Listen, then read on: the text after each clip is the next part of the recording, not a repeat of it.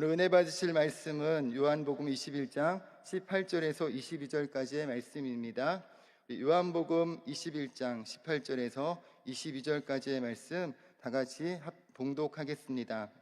내가 진실로 진실로 내게 이르노니 내가 젊어서는 스스로 띠뛰고 원하는 곳으로 다녔거니와 늙어서는 내 팔을 벌리리니 남이 내게 띠띠우고 원하지 아니하는 곳으로 데려가리라. 이 말씀을 하심은 베드로가 어떠한 죽음으로 하나님께 영광을 돌릴 것을 가리키심이러라. 이 말씀을 하시고 베드로에게 이르시되 나를 따르라 하시니 베드로가 돌이켜 예수께서 사랑하시는 그 제자가 따르는 것을 보니 그는 만찬석에서 예수의 품에 의지하여 주님, 주님을 파는 자가 누구오니까 묻던 자더라. 이에 베드로가 그를 보고 예수께 여짜오되 주님, 이 사람은 어떻게 되겠사옵나이까? 예수께서 이르시되 내가 올 때까지 그를 머물게 하고자 할지라도 내게 무슨 상관이냐? 너는 나를 따르라 하시더라. 아멘. 할렐루야. 우리 예배 오신 여러분들을 환영하고 사랑하고 축복합니다. 옆에 분을 한번 축복하겠습니다. 당신은 하나님의 특별한 사랑을 받은 사람입니다 하고 인사합니다. 우리 예배를 통해서 하나님의 특별한 사랑을 경험하고 말씀을 통해서 주님의 음성을 듣는 시간 되시기를 예수님의 이름으로 축원합니다. 저는 오늘 함께 봉독하신 말씀을 중심으로 비교 의식에서 벗어나기라는 제목으로 잠시 말씀의 은혜를 나누고자 합니다. 우리 제목 한번 따라해 보실까요? 비교 의식에서 벗어나기. 우리가 성경을 읽고 설교 말씀을 들을 때 항상 기억해야 될 한 가지 태도가 있습니다. 그게 뭘까요? 그것은 뭐냐면 그러면 어떻게 할까요? 라고 하는 태도입니다. 사도행전 2장의 말씀에 보면요, 베드로가 오순절 절기를 지키러 온 유대인들을 향해서 예수가 그리스도이심을 열정적으로 설교하는 장면이 나옵니다. 근데 이 설교를 듣고 마음에 찔렸던 사람들이 여러분 어떻게 반응했는지 아십니까? 사도행전 2장 37절의 말씀에 보면 그들이 이 말을 듣고 마음에 찔려 베드로와 다른 사도들에게 물어 이르되 형제들아 우리가 어찌할꼬 하거늘 이라고 말씀을 합니다. 우리가 성경을 많이 읽고 설교를 많이 들어서 지식의 머리만 커지고 그 말씀을 행동으로 실천하지 않으면 그 말씀은 우리의 삶에 아무런 영향력을 나타낼 수가 없습니다. 여러분, 그래서 야고보서 1장 22절에 야고보 기자는 이렇게 말씀하고 있죠. 같이 한번 읽어볼까요? 너희는 말씀을 행하는 자가 되고 듣기만 하여 자신을 속이는 자가 되지 말라. 우리 한번 따라해 보겠습니다. 너희는 말씀을 행하는 자가 되라. 여러분, 세상에서 가장 먼 거리가 여러분 뭔지 아십니까? 그것은 바로 머리에서 가슴까지의 거리라고 이야기를 합니다. 그러니까 머리에 있는 지식을 가슴으로 느끼고 행동하는 것이 그만큼 힘들다는 의미인 것이죠. 우리가 잘 알고 있는 다니엘이라는 사람이요, 당대에 많은 믿음의 영향을 끼칠 수 있었던 힘이 어디에 있었냐면요, 그것은 바로 그가 배우고 들어서 알고 있는 하나님의 말씀을 지켜 행하기로 뜻을 정한 곳에 있었습니다. 다니엘서 1장 8절에 보면 이렇게 말씀하죠. 뜻을 정하여 라고 말씀을 합니다.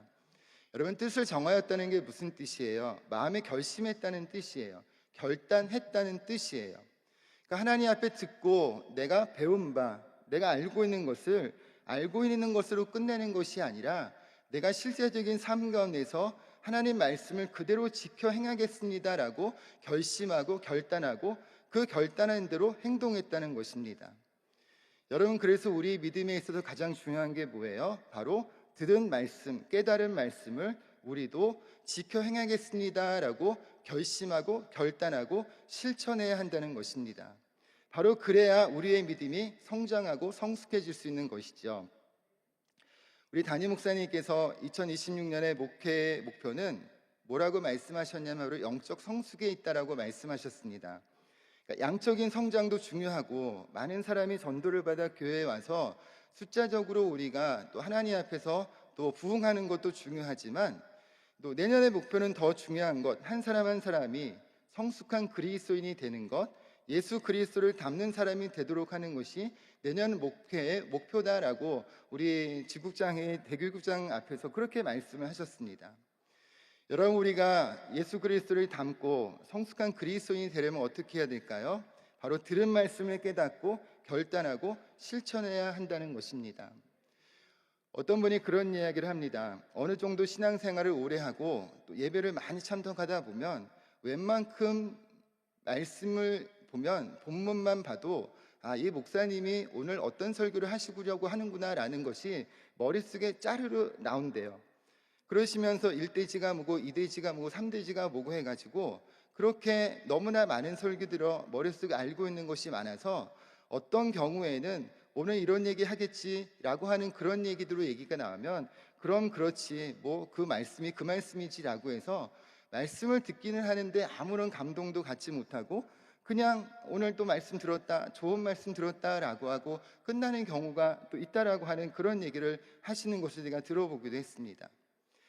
여러분, 아무리 말씀을 많이 들어도요, 그 말씀을 깨닫지 못하고 내가 그것을 그대로 행했다고 결단하고 실천하지 않으면 그건 그냥 좋은 말씀, 그냥 머릿속에 있는 지식으로 머무를 수밖에 없다고 하는 것입니다.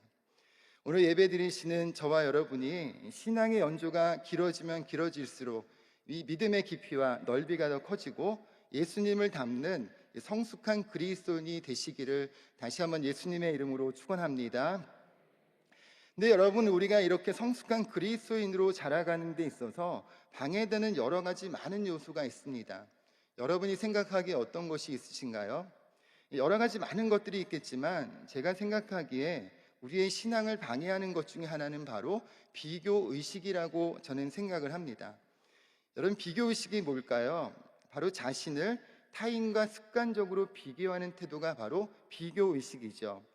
그러니까 비교해서 그 결과에 따라 다른 사람보다 내가 좀 더 나은 것 같으면 행복감과 우월감을 느끼지만 다른 사람보다 내가 뭔가 좀 부족한 것 같은 느낌이 들면 열등감을 느끼게 되는 것이 바로 비교의식이라고 하는 거예요.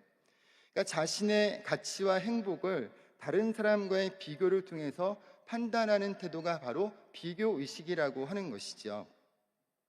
여러분, 오늘 본문의 말씀은 우리가 너무나 잘 알고 있는 말씀이에요. 그리고 너무나 감동적인 말씀이죠. 요한복음 21장에 부활하신 예수님께서 또 낙심한 베드로를 찾아가서 그의 사명을 새롭게 회복시켜 주시는 감동적인 장면이 바로 요한복음 21장의 말씀이에요. 예수님께서 베드로에게 물으십니다. 네가 나를 사랑하느냐? 라고 3번 물으시면서 내 양을 먹이라고 3번에 걸쳐 말씀하시면서 낙심하고 시대에 빠지고 사명을 잃어버린 베드로의 그 사명을 다시 한번 새롭게 회복시켜 주시는 정말로 감동적인 장면입니다. 여러분, 우리가 성경을 읽을 때요, 그냥 무미건조하게 빠르게 읽지 말고요, 어떻게 읽으면 더 감동이 되냐면 우리가 약간 드라마적인 상상력을 동원해서 읽으면 사실 말씀이 더 감동이 돼요. 우리 드라마 볼 때 약간 좀 드라마에서 좀 이렇게 감정이입을 해서 우리가 드라마를 볼 때가 있잖아요. 아주 그게 현실과 좀 이렇게 그 드라마를 착각해서 드라마에 나오는 악역이 마치 진짜인 것처럼 그 연예인 집에 쫓아가서 이 나쁜 놈아 나와라라고 하면서 막 그렇게 실제로 화내시는 그런 분들도 있더라고 하더라고요. 그러니까 그게 무슨 얘기냐면 그만큼 드라마에 자기 자신 어떤 감정이입이 돼가지고 드라마와 현실을 구분하지 못해서 그렇게 행동하는 분도 있다는 거죠. 근데 우리가 이 성경을 읽을 때 조금 이 드라마적인 상상력을 동원해서 마치 이 11장 말씀 같은 경우는 예수님을 만나는 베드로의 그 감정을 가지고 이 장면을 읽으면 이 장면은 정말로 말할 수 없는 감동적인 장면이에요. 예수님께서 찾아오셔서 네가 나를 사랑하느냐라고 물으실 때 이 질문에 베드로가 대답할 때 네 주님, 내가 주님 사랑합니다 라고 그렇게 무미건조하게 말하는 게 아니라요, 조금 상상력을 발휘하면 베드로는 아마도 눈물을 펑펑 쏟으면서 네 주님, 주님이 내 마음을 아십니다라고 하는 아주 울먹울먹하거나 아니면 눈물을 펑펑 흘리는 가운데 그렇게 이렇게 대답하실 거라고 생각이 돼요. 그러면서 예수님께서 이 베드로의 대답을 들으시고 18절에 여러분 뭐라고 말씀하세요? 예수님이 베드로가 어떤 죽음으로 하나님께 영광을 돌릴 것인지를 알리시면서 나를 따르라라고 그렇게 말씀하고 계십니다. 근데 여러분, 저는 오늘 그 다음 장면에 좀 주목해 보려고 해요. 우리 요한복음 21장 20절과 21절 말씀인데 우리 다시 한번 같이 읽어보겠습니다. 베드로가 돌이켜 예수께서 사랑하시는 그 제자가 따르는 것을 보니 그는 만찬석에서 예수의 품에 의지하여 주님, 주님을 파는 자가 누구오니까 묻던 자더라. 이에 베드로가 그를 보고 예수께 여짜오되 주님, 이 사람은 어떻게 되겠사옵나이까? 이 18절에서 베드로는 예수님께서 너는 목숨을 바쳐 나를 따르라라고 하는 그 사명을 받는 감격적인 장면을 보이죠. 아마도 베드로는 예수님 품에 안겨서 펑펑 울어도 부족할 상황인데요. 근데 21절에 들어오는 갑자기 분위기가 확 반전이 돼요. 베드로가 뜬금없이 예수님을 따르는 그 요한을 보면서 예수님에게 묻는 거예요. 그럼 예수님, 쟤는요? 쟤는 어떻게 되는데요? 라고 지금 묻고 있는 장면이에요. 그러니까 베드로를 저의 수준으로 좀 많이 낮춰서 보면 주님, 나는 순교한다면서요. 주님이 이렇게 열심히 하다가 나중에 죽는다면서요. 그럼 쟤는요? 쟤는 어떻게 되는데요? 라고 지금 그렇게 묻고 있는 거예요. 사명을 회복시켜 주시는 그 장면 속에 너무나 큰 감격 속에서 눈물을 펑펑 흘리던 베드로가 갑자기 요한을 보더니 눈물을 싹싹 달고 갑자기 정색하면서 주님, 쟤는요? 쟤는 어떻게 되는데요? 라고 그렇게 묻는 거죠. 베드로는 지금 여러분 어디에 집중하고 있어요? 예수님께서 자기에게 말씀하신 사명에 집중하는 게 아니라 타인에게 자신의 시선을 지금 돌리고 있어요. 순간적으로 하나님이 주신 그 사명을 회복시켜 주시는 감정, 거기에 집중되는 게 아니라 그럼 나는 이런데 저 사람은 어떻게 될까라고 하는 다른 사람에게 그 시선을 돌리고 있어요. 여러분, 비교의식이라는 것은 바로 그런 것이죠. 나에게 집중하는 것이 아니라, 나를 향한 하나님의 시선에 집중하는 것이 아니라 내가 타인에게 그 시선을 돌리는 태도가 바로 비교의식이라고 하는 거예요. 여러분, 성경을 보면요, 이 비교의식 때문에 폭망한 사람들의 이야기가 많이 나옵니다. 여러분, 누가 있어요? 최초의 살인을 저지른 가인이 있죠. 동생 아벨과 비교하는 가운데 자신의 재산을 하나님이 받지 않으시는데 이 아벨의 재산을 받으시는 것을 보면서 그 비교하는 가운데 화가 나 동생을 죽이는 그런 살인을 저지릅니다. 또 누가 있어요? 사울왕이 있죠. 백성들이 사울이 죽인 자는 천천히요, 다윗은 만만이라고 하는 그 소리를 들으면서 백성들의 그 소리에 신경 쓰다가 남은 생을 망가뜨린 사람이 바로 사울 왕이라는 사람이에요. 여러분, 또 어떤 비유가 있어요? 달란트 비유에서도 마찬가지예요. 한 달란트 받은 종이 5달란트와 2달란트 받은 종과 비교하다가 주인이 저 사람들에게 이렇게 많은 달란트를 줬는데 왜 나에게는 이것밖에 안 줬나라고 하는 그런 비교의식 속에 자신이 가지고 있는 그 한 달란트의 가치를 땅속에 묻어버리게 되었다고 하는 것입니다. 여러분, 우리가 영적으로 성숙한 사람이 되는 데 있어서 이 비교의식은요, 하나님과 우리와의 본질적인 관계를 무너뜨리는 위험이 있어요. 나에게 주신 것에 대해 만족하지 못하고 끊임없이 없는 것에 초점을 맞추게 되고 내가 가진 것의 소중함을 잊어버리게 만드는 것이 바로 이 비교의식이라고 하는 겁니다. 여러분, 자꾸 다른 사람하고 비교하고 내가 없는 것을 비교하면요, 어떤 마음이 생기냐면요, 좀 손해보는 것 같아요.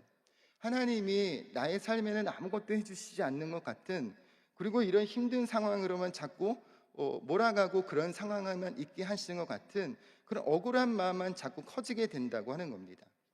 그리고 또 이 비교의식이 강하면 강할수록 또 자기보다 못한 사람을 보면서 영적인 우월감을 갖는 바리새인과 같은 사람들이 되고요. 또 이 비교의식 속에서 때로는 내가 부족하다 그러면 하나님의 시선이 아닌 한없는 열등의식에 빠져서 자기 스스로를 비하하게 되는 그런 감정에 빠지게 되기도 한다는 것이죠. 여러분, 우리가 예수 그리스도를 믿고 주님의 사랑을 받은 그리스도인으로서 이 땅의 삶을 살아가면서 여러분이 이런 비교의식 속에서 살아가고 있지는 않으십니까? 오늘 예수님께서 베드로에게 22절에서 말씀합니다. 예수께서 이르시되 내가 올 때까지 그를 머물게 하고자 할지라도 내게 무슨 상관이냐, 너는 나를 따르라 하시더라 하고 말씀합니다. 우리 한번 따라해 보실까요? 내게 무슨 상관이냐, 너는 나를 따르라. 여러분, 예수님께서 베드로에게 너는 나를 따르라 라고 말씀하시는데 이 말씀에는 어떤 의미가 담겨 있을까요? 그리고 이 말씀을 통해서 볼 때 우리는 어떻게 하면 비교의식 속에서 벗어날 수가 있을까요? 첫 번째로 우리가 비교의식에서 벗어날 수 있기 위해서는 우리 한번 따라해 보겠습니다. 하나님의 관점으로 나를 바라보기. 우리의 감정이나 느낌이 아니라 객관적인 사실을 볼 수 있어야 한다는 것입니다. 예수님께서 베드로에게 네가 나를 사랑하느냐고 3번 물으시는데요. 2번의 물으심은 헬라어로 아가파오를 사용하시고요. 마지막 한 번의 물음은 이 필레오라고 하는 단어를 사용을 합니다. 그러니까 아가파오의 사랑은 헌신적이고 무조건적인 사랑을 말하는 것이라면 이 필레오의 사랑은 일종의 조건적인 사랑, 또 인간적인 사랑을 말하는 것이 필레오의 사랑이래요. 그러니까 예수님께서는 처음 2번 아가파오로 아가페의 사랑을 물으셨지만 베드로는 여전히 3번에 걸쳐서 이 필레오로 주님을 사랑합니다라고 그렇게 고백하는 걸 볼 수 있어요. 그러니까 베드로는 지금 여전히 예수님의 대답이 어떤 마음을 갖고 있냐면 자기가 예수님 잡히시던 밤에 예수님을 3번 부인했던 그 실패 의식 속에 여전히 사로잡혀 있었다고 하는 것이죠. 근데 예수님께서는 이 베드로에게 찾아오셔서 네가 나를 사랑하느냐 3번 물으시고 내 양을 먹이라라고 이렇게 3번 말씀하시면서 이 베드로를 향한 무조건적인 사랑을 보여주고 계시고 너의 실패에도 불구하고 나는 너를 신뢰한다. 나는 너를 여전히 사랑하고 있다라고 하는 그런 메시지를 이 베드로에게 지금 보내고 계시는 거예요. 실패했고 배신했지만 그럼에도 불구하고 예수님은 그런 실패한 베드로를 책망하시는 것이 아니라 실패한 베드로에게 예수님이 얼마나 베드로를 사랑하시니 다시 한번 일깨워 주시면서 베드로의 마음 가운데 다시 한번 새롭게 회복시켜 주신 은혜를 베풀어 주시고 여전히 주님께서는 베드로를 사랑하고 있음을 말씀하고 있는 것을 이와 같은 대화 속에서 우리는 찾아볼 수가 있습니다. 여러분, 우리가 다른 사람과의 인간관계 속에서 실망하는 일을 많이 겪은 사람들은요, 다른 사람을 믿지 못하는 생각을 하거나 말을 할 때가 많아요. 여러분도 그런 얘기 하신 적 있지 않으신가요? 사람은 고쳐 쓰는 거 아니야. 검은 머리 짐승은 거두는 게 아니야. 사람은 절대 쉽게 변하지 않아. 타고난 본성은 쉽게 없어지지 않아. 등등 이런 말들을 하는 이유가 뭐예요? 사람과의 관계 속에서 실망했기 때문이죠. 우리는 다른 사람 관계에서 변하지 않는 것 같아 지치고 실망하지만요, 분명한 것은 사람은 변화한다는 것이에요. 그러니까 우리가 원하는 만큼 빠르게 변하지 않는 것 같아서 때로 지치고 실망하지만 사람은 받은 사랑의 크기만큼 변하는 것을 우리는 성경을 통해 우리 주변의 많은 믿음의 사람을 통해서 우리는 볼 수가 있습니다. 여러분, 이 회복 탄력성이라는 책이 있는데요, 이 책에 보면 이런 이야기가 나와요. 이 영화 주라기 공원을 촬영한 이 하와이 인근의 카우아이 섬이라고 있는데요, 이곳은 1950년대의 모습이 지옥이 있다면 바로 이런 모습일 거야 라고 할 정도로 또 굉장히 아이들이 자라가기 좋지 않은 환경이었다고 합니다. 이 마약의 미혼모에 미성년자 임산부, 그리고 폭행 등 이 사람들이 생각하기에 이곳에서 태어난 사람들은 불행한 삶을 살 수밖에 없겠다라고 생각했던 그런 곳이 바로 카우아이 섬이었다고 그래요. 그래서 당시에 여러 과학자와 심리학자들이 이렇게 안 좋은 환경에서 태어난 아이들, 그리고 이런 환경에서 자란 아이들의 인생은 어떻게 될 것인가라는 것을 또 연구하기 위해서 1955년에 태어난 833명의 아이들을 대상으로 이들이 성인이 될 때까지 추적 연구조사를 시작했다고 합니다. 그 가운데 에너웸이라고 하는 학자가 있었는데요, 이 833명의 아이들 중에서 가장 열악한 환경 속에 있던 고위험군 201명에 대한 조사를 따로 하고 있었는데, 고위험군에 속해 있는 아이들이었기 때문에 어떤 생각을 했냐면 당연히 이들의 삶은 더 심한 일탈과 나쁜 짓을 하는 아이로 자랄 것이라고 또 예상을 하고 그렇게 생각을 했어요. 그런데 그런 또 생각 속에 예상 속에서 연구를 시작을 했는데요, 이 고위험군 201명 중에 특별히 72명의 학생들이 누구보다도 아주 평범한 삶을 살고 있는 것을 발견하게 된 거예요. 그 중에 이 마이클이라고 하는 학생이 있었는데 이 최악의 환경 속에서도 아주 놀라울 정도로 밝고 매력적이고 우리나라 수능과 같은 SAT 성적에서도 전 미국 상위 10% 안에 들고 학교 성적은 항상 상위권에 또 자리 잡는 것을 또 보게 된 거죠. 그래서 이 애너웜이라고 하는 학자가 이 70여 명의 아이들이 이렇게 열악한 환경에서도 이 평범한 삶을 살고 심지어는 보통의 환경에서 자라난 아이들보다도 더 밝고 뛰어나게 성장하는 이유가 무엇인지 집중해서 또 연구를 하였다고 합니다. 그 연구 결과 한 가지 공통점을 발견하게 되었다고 그래요. 그건 뭐냐면 그 아이들을 무조건적으로 이해해주고 받아주는 어른이 적어도 그 아이의 인생 중에 한 명은 꼭 있었다고 하는 사실을 발견하게 된 거죠. 그러니까 그게 그 아이의 엄마였든지 아니면 아빠였든지 아니면 할아버지 할머니였든지 간에 그 아이를 무조건적으로 사랑으로 베풀어주고 돌보는 어른이 있었다는 사실, 그런 공통점을 발견하게 되었다는 거예요. 그러니까 아이들을 무조건적으로 믿고 사랑하는 단 한 사람이라도 있을 때 아이들은 그 환경과 상관없이 자신의 인생을 평범하고 행복하게 살고 있더라는 사실을 이 연구를 통해 발견했다고 하는 겁니다. 여러분, 이 연구를 통해 우리가 무엇을 배울 수 있어요? 환경이 어렵고 힘든 상황이라고 할지라도 단 한 사람만이라도 아이들을 무조건적으로 사랑하는 사람이 있으면 그 아이들의 삶은 환경의 영향을 받지 않는 평범하고 더 오히려 긍정적이고 발전되어지는 그런 삶을 살고 있더라는 것을 배울 수 있다는 겁니다. 여러분, 아이들을 믿어주고 공감해주고 응원해주는 단 한 사람의 힘은 어떤 환경에서도 반듯하게 잘 살아갈 수 있는 비결이자 사람을 변화시키는 놀라운 힘이라는 것을 이 연구를 통해 우리는 발견할 수가 있습니다. 여러분, 그리스도인은 어떤 사람들이에요? 그리스도인은 완벽한 사람들이 아니에요. 그리스도인들은 실수투성이인 사람들이에요. 예수 그리스도의 은혜를 받았지만 여전히 죄짓고 불의하고 주님을 기쁘시게 하는 것보단 주님의 마음을 더 아프게 하는 사람들이 그리스도인이에요. 하지만 그럼에도 불구하고 우리는 또 어떤 사람이냐면 변함없는 사랑을 받고 있는 사람들이 우리들 한 사람이라고 하는 것입니다. 로마서 8장 39절에 어떤 피조물이라도 우리를 우리 주 그리스도 예수 안에 있는 하나님의 사랑에서 끊을 수 없으리라고 이렇게 말씀하고요. 이사야서 43장 4절에 내가 내 눈에 보배롭고 존귀하게 하며 내가 너를 사랑하였은즉이라고 이렇게 말씀을 합니다.